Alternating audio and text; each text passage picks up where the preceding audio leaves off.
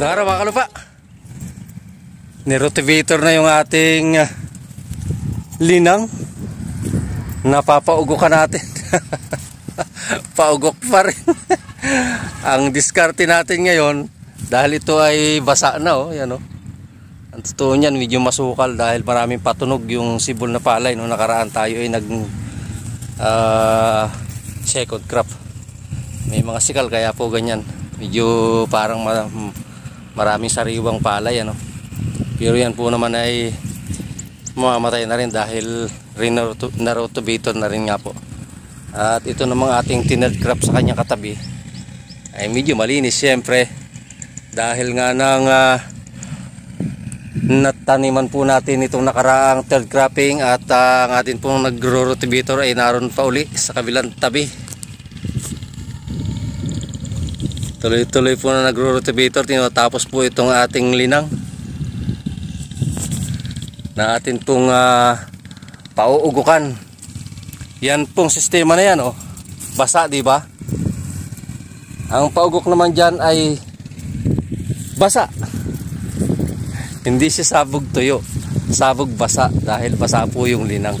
Pero ang binhi po nating sasabog ay yung paring tuyo.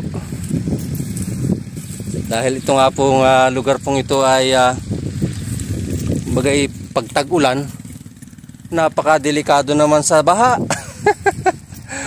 Kaya sinasabi nga po natin, ang magtanim ay depende sa sitwasyon, sa panahon at siyempre sa pwesto ng tinataniman. At dito nga po sa area kong ito ay dahil kapag tag-ulan po ito ay napaka prone sa baha. Dahil tabing ilog po ito sa kabilang dulo doon sa unahan, napakalaking ilog po doon. At kapag may bagyo po at malalakas ang ulan, at sigurado namang may dadating na malalakas na ulan dahil tag-ulan po ngayon, ay hindi makakaiwas. At ang lugar pong ito ay napakadelikado sa baha. Kaya tayo sa oras na to, paugok pa rin ang diskarte ng tag-ulan. Dahil hindi mo rin talaga maiipiho kung mag-aani ka. Yun ang problema ng tag-ulan dito sa area pong ito. Eh doon pa nga lang sa sitwasyon ng panahon ay duda ka na kung mag-aani ka at ikay kikita bagamat namumuhunan ka ng kaparehas na puhunan ng pagtatanim. Bagamat medyo matipid at paugok ang diskarte, eh, siyempre magastos pa rin po dahil nga ng mahal ang upa sa labor, mahal ang binhi, mahal ang equipments, mahal ang gas, di ba? Lahat mahal. Ang hindi natin maipiho pag nag-ani ay kung tataas ang presyo ng palay. Dahil sa ngayon po nga ay bagsak na bagsak, murang-mura. Yun po ang pinakamura ngayon, ang produkto natin palay. Kaya sa diskarte pong ito ay nagmi-minus pa rin po tayo, nagtitipid pa rin. At sa pag-isip po natin ang pag-minus na to ay hindi pa rin po nakakapiho kahit nakatipid dahil nga po nito ay napakabahaing lugar. Makikita lamang kung tayo po'y mag-aani kapag talagang sa panahon ng tag-ani ay nakatindig pa rin itong ating tanim na ito dito sa lugar pong ito. Dito po ang isang lugar ko na talagang napakahirap timplahin sa panahon ng pagtatanim. Mas maigi pa nga nung nakapag-third crop at ang kalaban lamang noon ay insekto.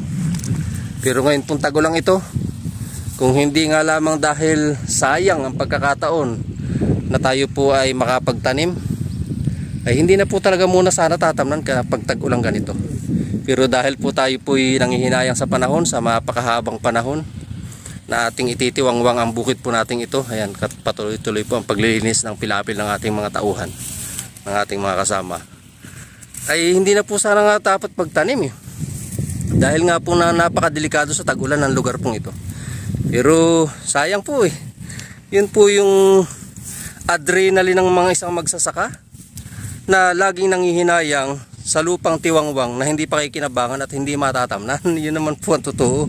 At kapag ikaw may pusong magbubukid at magsasaka, ay sadyang nakatanim na po sa iyong gawain, sa iyong sistema, yung ganito pong pakiramdam na ang isang banhay na bukid ay hindi mo tatamnan samantalang napapanahon naman. Kaya po sa totoo lamang, bagamat nag-iisip tayo ng negatibo sa hinaharap. Kung mag-aani, at kung kikita ay kikita, hindi mo natin maipiho. Ang sigurado po, tatanim kami. Tatanim po kami sigurado, dahil kami po ay magsasaka at kami ay magbubukid. At ito po ang ating hanap buhay. So sa oras po ito mga kalupa, tuloy-tuloy sa pwesto pong ito, paugok sa basa ang ating magiging diskarte naman. Ayan o, dahil medyo tuwing hapon nga po yung umulan, at tuloy-tuloy po natin gagawin. Magandang araw mga kalupa.